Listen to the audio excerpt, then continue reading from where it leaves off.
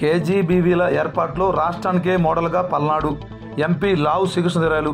ఇక పూర్తి సమాచారం మేరకు కస్తూరి గాంధీ బాలికల విద్యాలయాల ఏర్పాటులో రాష్ట్రంలోని పల్నాడు జిల్లా ఆదర్శంగా నిలుస్తుందని తెలుగుదేశం పార్టీ పార్లమెంటరీ పార్టీ నేత నర్సరాపేట ఎంపీ లావు శ్రీకృష్ణదేవరాయలు ప్రభుత్వ chief whip MLA G Anjaneyulu పేర్కొన్నారు.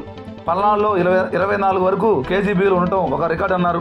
గతంలో 10వ తరగతి వరకు ఉండే ఈ విద్యా సంస్థల్లో ఇంటర్ కూడా వచ్చిన తర్వాత ఆదరణ మరింత పెరిగిందని, జిల్లా ప్రజలు ఈ విద్యా సంస్థను సద్వినియోగం చేసుకోవాలని వారిద్దరు కోరారు. వినుకొండ, బల్లాపల్లిలో నూతనంగా నిర్మించిన కస్తూర్బా గాంధీ బాలికల వసతి భవనాలకు తెలుగుదేశం పార్టీ పార్లమెంటరీ నేత నర్సరాపేట ఎంపీ లావు శ్రీకృష్ణదేవరాయలు ప్రభుత్వ chief whip MLA G Anjaneyulu శుక్రవారం సాయంత్రం 5 గంటల సమయంలో శంకుస్థాపన చేయడం జరిగింది.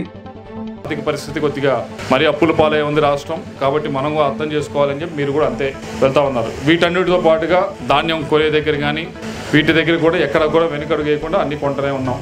ఇంకా టార్గెట్లు ఇచ్చి కూడా కొనమని చెప్తా ఉన్నారు. ఇంకా ఎవరైనా ఇక్కడ అంటే ధాన్యం పెద్దగా ఉండదు కాబట్టి మీకు మిగతా దగ్గర చేస్తూ ఉన్నారు. వీటన్నిటితో ఇవన్నీ ఒకటి సంక్షేమ పరంగా అభివృద్ధి కూడా చేయాలి. కేవలం సంక్షేమమే చేస్తే మీ అందరూ చూసారు పోయినసారి ఏమైంది.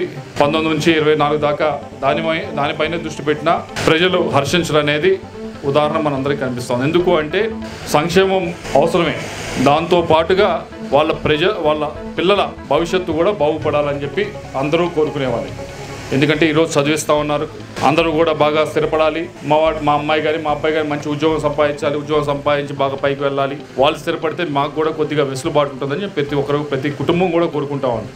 దీంట్లో వర్గాలు లేదు, కులాలు లేదు, ఏం లేదు, అందరూ కోరుకుంటున్నారు. దీంట్లో ఎవరు కాదనేది లేదు. కాబట్టి ఆ రెండో దాన్ని ఏదైతే అభివృద్ధి కార్యక్రమంలో భాగంగా ఏం చేయాలో దాంట్లో భాగంగా ఈరోజు ఈ ఎంఎస్ఎంఈ పార్క్ అనేది మనం ఇక్కడ స్థాపించుకుంటా ఉన్నాం. అభివృద్ధి కార్యక్రమాల్లో ఇది ఒకటే చేస్తూ ఉన్నామంటే అది కాదు. వీటితో పాటు హైవేలు మనం శాంక్షన్ చేయించాము, వినుకొండ నుంచి గుంటూరు దాకా, అది కూడా పనులు ప్రారంభమవుతూ ఉన్నాయి. రెండవది మీ అందరికీ బాగా దగ్గర ఇష్టమైన సబ్జెక్టు వరికి పుడిసేలా, దీన్ని కూడా దానికి డబ్బులు శాంక్షన్ చేయించాలి.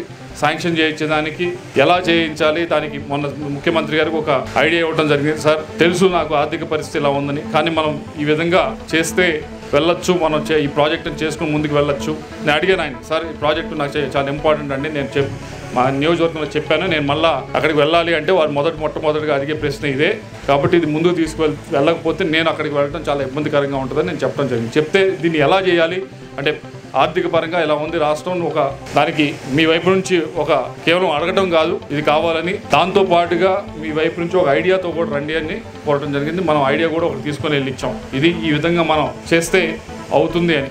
ఆయన కూడా దాదాపుగా 90% బాగానే ఉందని చెప్పి అగ్రీ అవ్వడం కూడా జరిగింది. దాన్ని వర్కౌట్ చేస్తూ ఉన్నాం. ఒక రోజు అయ్యేది కాదు, వర్కౌట్ చేయాలి. సో వస్తాయి, మనం ఒకటి తీసుకువెళ్ళగానే ఒక అడ్డంకి వేస్తారు ఒక అధికారి, దాన్ని అధిగమించాలి, ఇంకో అడ్డంకి వేస్తారు, అధిగమించుకుంటూ వెళ్ళాలి.